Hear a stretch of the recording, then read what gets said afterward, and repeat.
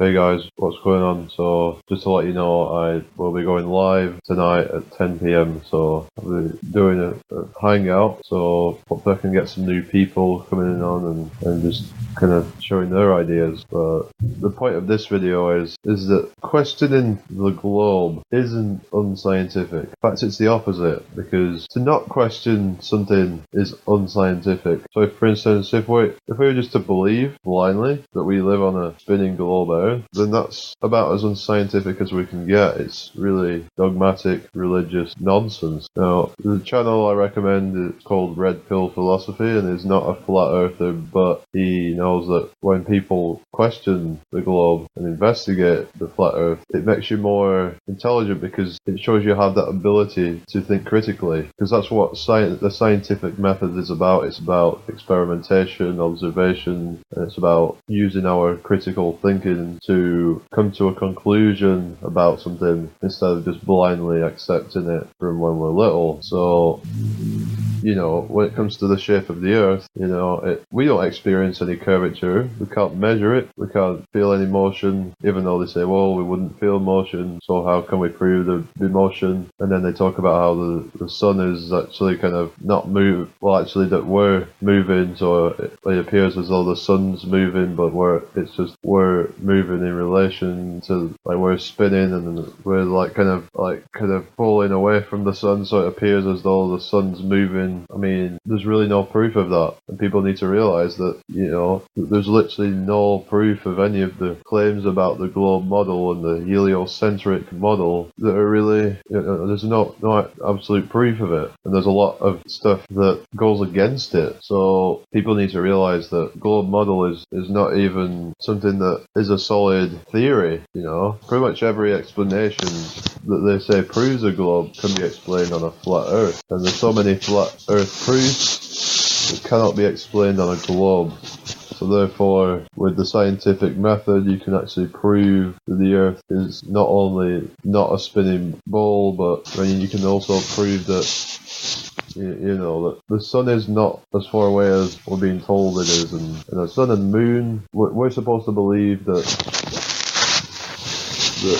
the sun is 400 times larger than the moon, but it's actually 400 times further away, so that's why they appear the same size.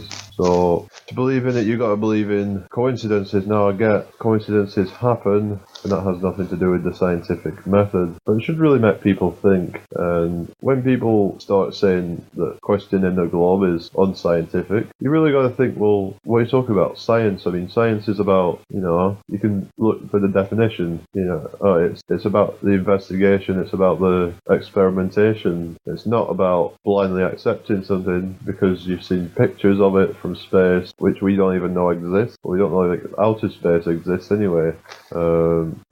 When no matter how high we've been, we've never seen the slightest bit of curve. It's always at eye level. So, the horizon's always at eye level, is what I'm saying. All these things point to a flat plane. There's literally no proof of a globe. Some people are like, oh, if the Earth was flat, then you'd fall off the edge. Well, who's to say there is an edge? Who's to say it just doesn't go on and on and on? Or there might be some kind of barrier somewhere that's holding everything in. I don't know. I've never circumnavigated, or, north to south circumnavigation doesn't even seem possible. If it were possible, then it'd be somewhat more believable. But the fact that north to south circumnavigation has never been done really kind of pokes a huge hole in it, because it's too cold in Antarctica, so we can't actually, what other rubbish. We just accept that it's just, people need to wake up. I know, some people do not want to wake up, but, we've been lied to for so long.